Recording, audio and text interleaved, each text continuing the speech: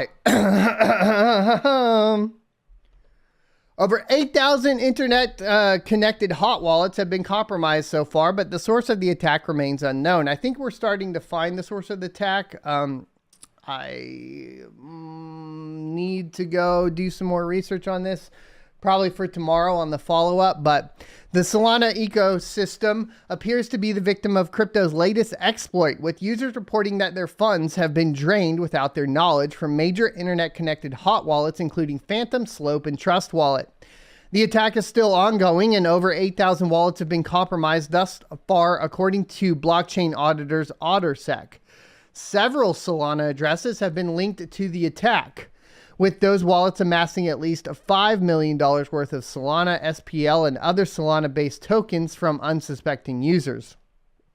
The exact cause of Tuesday's evening's attack remained unclear throughout Tuesday night, though it appears to have been predominantly impacted mobile wallet users. The attackers somehow obtained the ability to sign, initiate, and approve transactions on behalf of users, suggesting a trusted third-party service may have been compromised in a so-called supply chain attack. Engineers across the several networks have found that the bug isn't connected with Solana core code, but in software used several software wallets, according to a tweet by Solana Status. The attack will inevitably reignite a long-running debate around the security of hot wallets, which stay connected to the internet at all times in order to provide users a convenient way to send, store, and receive crypto. Cold wallets, USB drives that must be plugged into a computer to sign transactions, are heralded as the more secure, albeit less convenient alternative.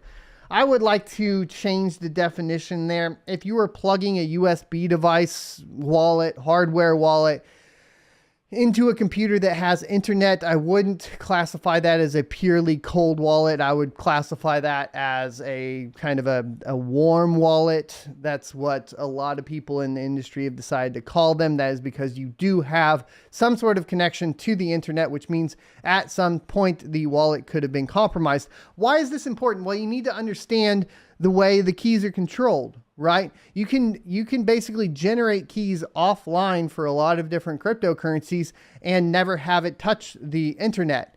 And your key or your seed phrase, right, which is 12 to 24 words, if it's exposed to the internet at any point in time or to a computer that has a connection to the internet at any point in time, it is not fully secure. A cold wallet would be generating a wallet offline, getting only the public address to send to, and that is the only thing that ever touches any computer, PC, device, anything that has access to the internet. This is very important because these are the steps in understanding how to control your funds. Yes, a hardware wallet is going to be safer. No, it's not a cold wallet and it's safe as a cold wallet. And yes, hot wallets are by and large the least safe version of any of this that you could utilize. There are plenty of different ways to help secure hot wallets, but just by and large, the best way is to not have a majority of your funds in hot wallets. This does cause a problem with a lot of DeFi applications though, right? Because in general, if you have some sort of smart contract with a DeFi lending platform, for example, or something along those lines, or you're adding LP to some sort of like ErgoDex or Uniswap or whatever it may be, in most cases, you're going to have a hot wallet that's kind of always connected to some sort or some extent, and that can cause, obviously, the potential for loss of funds. So when I talk about securing it with a lot of people, because people will be like, well, I'm just going to put all of it into liquidity pools. I'm like, yeah, but you know, what we've seen with DeFi is that there's still a long way to go from a security perspective. And you may be just better off not doing that and just holding the crypto offline in a cold storage wallet and letting it kind of build up from there. There's also surrounding DeFi, of course, a lot of risk in your funds being lost or just actually just losing the value of any of those projects. So, you know, I think better safe than sorry in a lot of cases. It doesn't mean that you don't start learning these things, but don't be putting, 80% or more of your entire net worth into some hot wallet to maybe earn 6%, over the next year through some liquidity pool. Be extremely careful. Anyways, wanted to clarify all that. So they say that we are evaluating the incident impacting Solana wallets and are working closely with other teams in the ecosystem to get to the bottom of this. We will issue an update once we gather more information. A representative of Phantom, the largest Solana hot wallet, told CoinDesk in a statement, the team doesn't believe this is a Phantom-specific issue at this time. Some users initially suspected the hack could be related to transactions on Magic Eden's Solana-based non-fungible token marketplace, though this link became less clear as the attack wore on. The marketplace tweeted a warning for users to revoke permissions from its wallet to avoid being attacked. It also suggested users move everything to a cold wallet or a ledger. Twitter continues to be flooded with reports of Solana users noticing that tokens have suddenly been drained from their accounts. I was getting my sunglasses refit when I got a push notification from my mobile wallet that I had sent to Solana from my wallet. That Solana community member has too much money, first of all, because who gets their sunglasses fit? Just buy some from the gas station and use them like every other person. I don't know.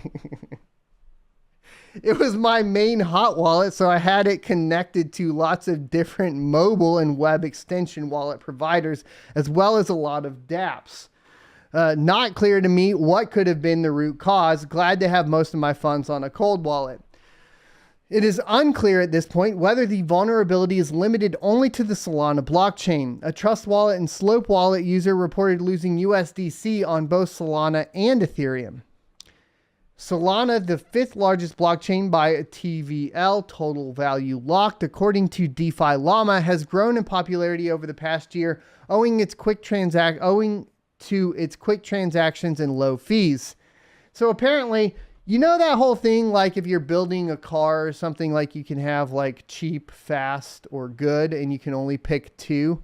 I think that applies to blockchain. You can have like secure, right, fast, and cheap.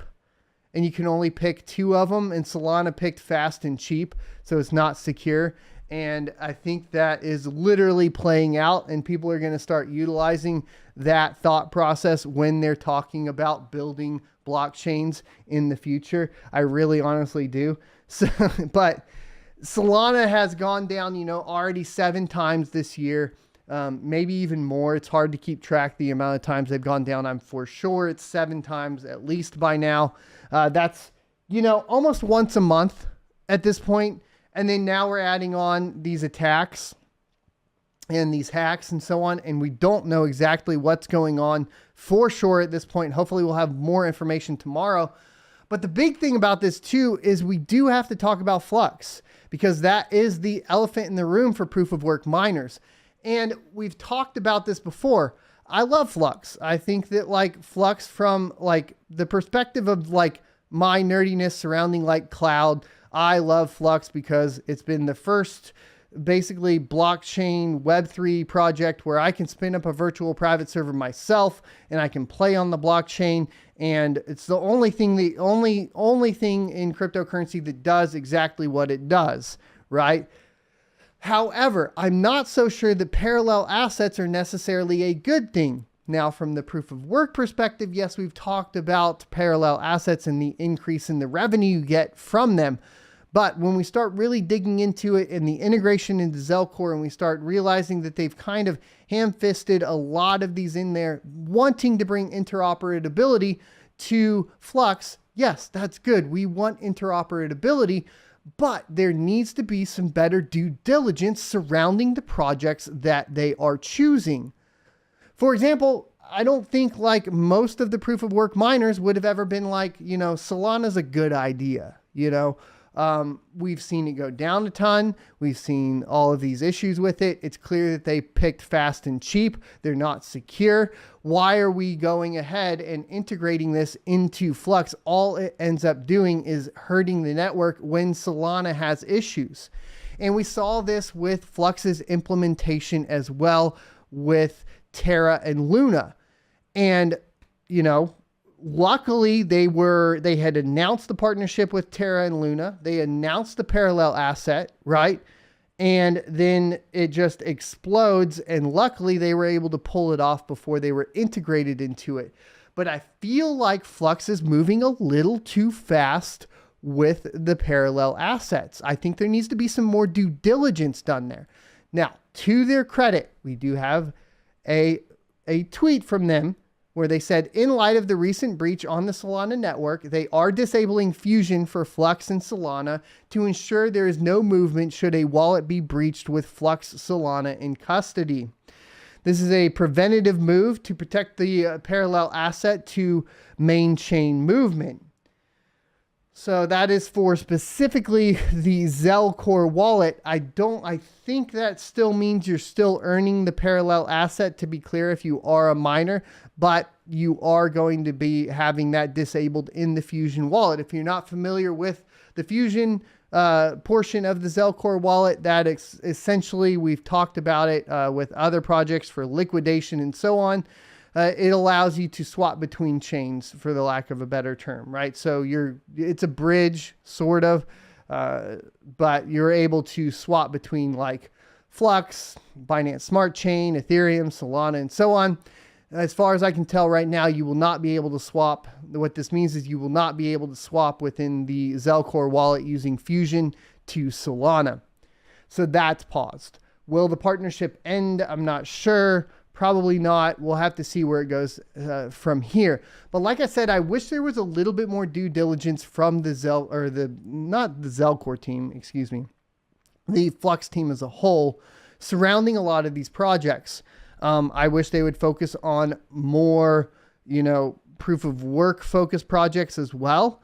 But that is my 2 cents. What do you guys think? Do you think that maybe Flux has kind of faltered from the due diligence perspective when adding in parallel assets? Do you think they could do a better job of research and so on before they add some of these parallel assets? Do you think a lot of it has to do with the community kind of pushing for them too quickly? Is it that, that same developer problem that we've seen across, the entire digital industry, right? Where you are trying to push, and it's just going too fast when you should probably slow down and delay some things. Gaming industry is one that does this a lot, right? These are just thoughts that I have surrounding Flux, and especially when we start seeing that's now being kind of the second big parallel asset to have a ton of issues. Thanks for checking out this clip from the Crypto Mining Show. You can check out the full episode here or more crypto content down here. Also, I'd like you to check out my locals page at sonofatech.locals.com, where you can become a member for free or choose to be a $5 a month supporter that unlocks additional content.